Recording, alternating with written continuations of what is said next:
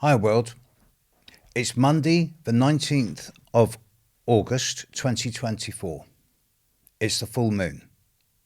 Full moon opposite, full moon square Uranus, along with Jupiter square Saturn. It's one of the most monumentous days of 2024. I'm using today to record a video that I'm calling The Great Reset. I want to look at the movements of the outer planets over the next few years. In this next 2 or 3 years, Pluto is going to move from Capricorn into Aquarius. Neptune and Saturn will move practically simultaneously from Pisces into Aries. Uranus will move into Gemini. All of the 4 outer planets, the slowest moving planets in the sky, the planets that affect individuals and the world at a 9-month by 9-month, year by year, or sometimes 2-year by 2-year level, as opposed to day by day, are going to be changing sign, all moving from feminine signs into masculine signs, in a way that has never happened before in human history. Or if it has happened before, it happened at a time when humanity was unaware of the existence of Uranus, Neptune and Pluto. Therefore, their influences were buried very deep internally in the unconscious and subconscious. This time has never happened before. Just a brief 1-minute lecture, rant, complain, moan about evolution. When I was born in 1955, there were 2 billion people on this planet. There's now 8. When I was born, technology was a little Bakelite telephone with a dial-up. Now, I'm downloading, streaming, zooming all over the world. When I was born, spirituality was going to Sunday school. Now we have so many different types of spirituality in so many different ways. The idea here is that evolution is not a straight line graph. It is escalating. And when you get an escalating graph curve, it curves upwards. And when a graph hits prime vertical, one of 2 things will happen. It will either collapse in on itself and go backwards and start going the other way, as perhaps happened 12,500 years ago when the ice sheets broke. Or we will exceed the parameters of the graph. I'm talking about an evolutionary leap, the like of which humanity has never experienced, not in a way that's going to be radical, scary, terrifying, or massive changes, but in a way that opens up our minds, where we engage more than the current 23% of our brain that we use at the daily level and start using 30 or even more % of our brain, where we become more compassionate, empathic, intuitive, sensitive, whilst retaining individuality and identity. This will create a world where no one will be able to lie without us knowing it straight away, where anyone harbouring an intent, the signals will be able to be picked up. It suggests we're entering a much more communal world. And the outer planets, all changing sign at this time in a way that's never happened before, are perfect indicators of how this will be. Pluto is about to leave Capricorn, the sign of world government, and move into Aquarius, a sign of humanity, one's long-term wishes for the future, the global community. Pluto brings transformation, regeneration and rebirth, and over the next 20 years, Pluto in Aquarius is going to introduce ideas of global community, whilst at the same time, the alternative negative way of looking at this is that it can result in certain groups or individuals trying to gain power over everyone else and reduce community to a kind of dystopian future where just the elite have power and everyone else is like cannon fodder. Let's not dwell on that one. Neptune is going to move into Aries, out of Pisces, its own sign, at the same time as Saturn moves into Aries. Every time Saturn and Neptune come together, which is a regular 42-year occurrence, something very big happens in the socialist/communist world. Saturn-Neptune conjunctions and oppositions were around when the Berlin Wall went up, when the Berlin Wall came down, at the time of the breakdown of the Russian Empire in 1989, at the time of the Bolshevik Revolution, at the time of the Marx-Engels Manifesto. All of these developments in communist and socialist history were at times of Saturn-Neptune conjunctions. And now we have Saturn conjunct Neptune at the very start of the zodiac, 0 degrees Aries. And this is also being accompanied by Uranus moving into Gemini, out of Taurus, a sign it's really uncomfortable in. Uranus deals with change, which can be dramatic, sudden, unpredictable, disruptive and chaotic, but also stimulating, innovative, original and adventurous, with words like independence, freedom and liberty at its core.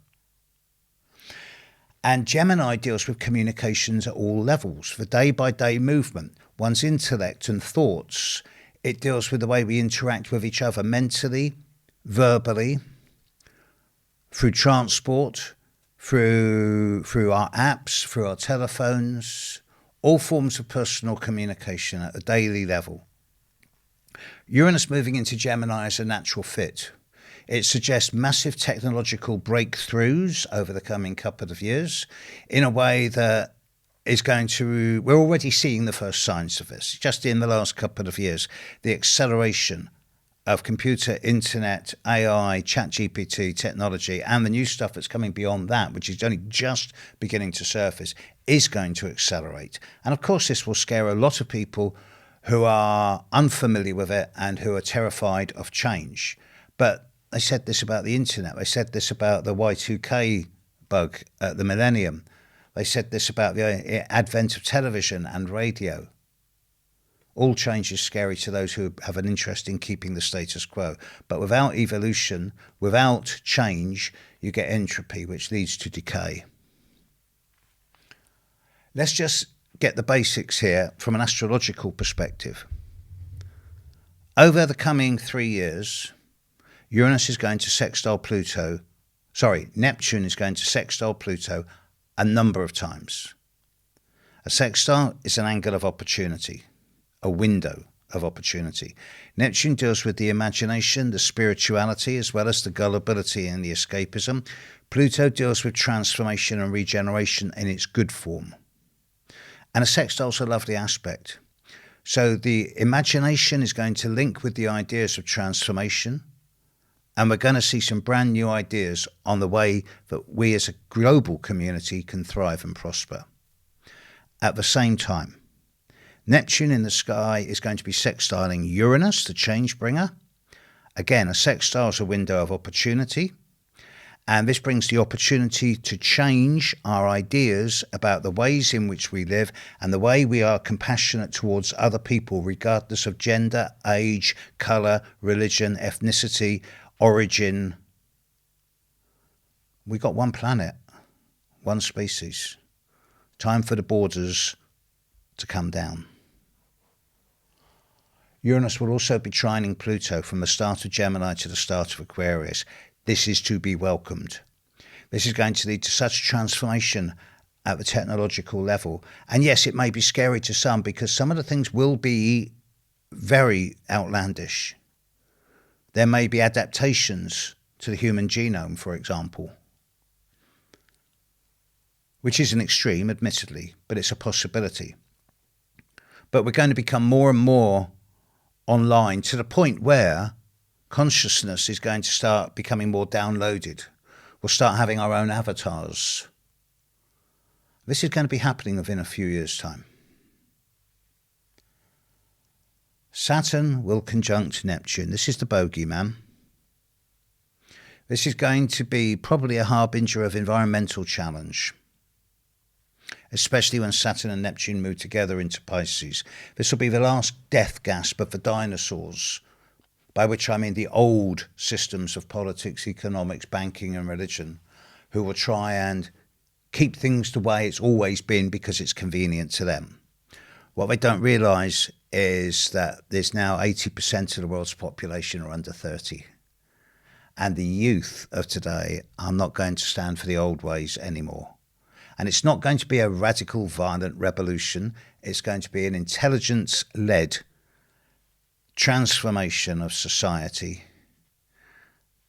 built on peer pressure. Saturn will also be sextiling Pluto, which is going to bring a degree of structure and boundary into the way we transform our societies. And Saturn will also be sextiling Neptune. And with sextiling Uranus.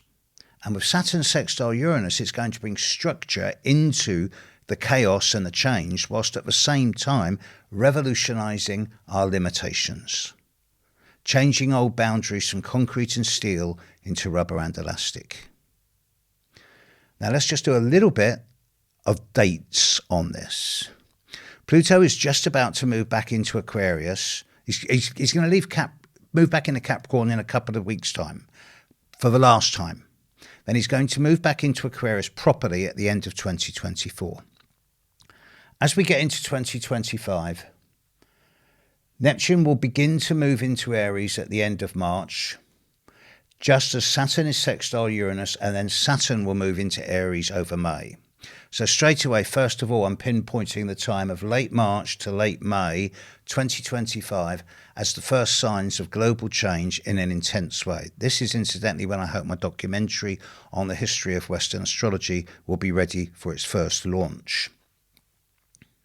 Uranus will then move into Gemini in July 2025. All of these, Neptune and Saturn moving into Aries, Uranus moving into Gemini, is the first forays. They will all then go retrograde in the second half of 2025 and move back into the signs they're currently in.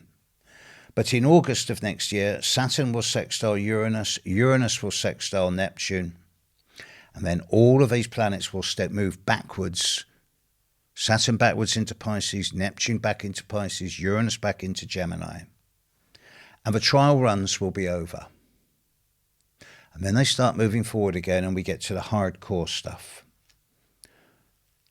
The hardcore stuff will begin around the end of November 2025 when Uranus sextiles Neptune again, and followed in January by Saturn sextiling Uranus at the very end of Pisces and the very end of Taurus, and then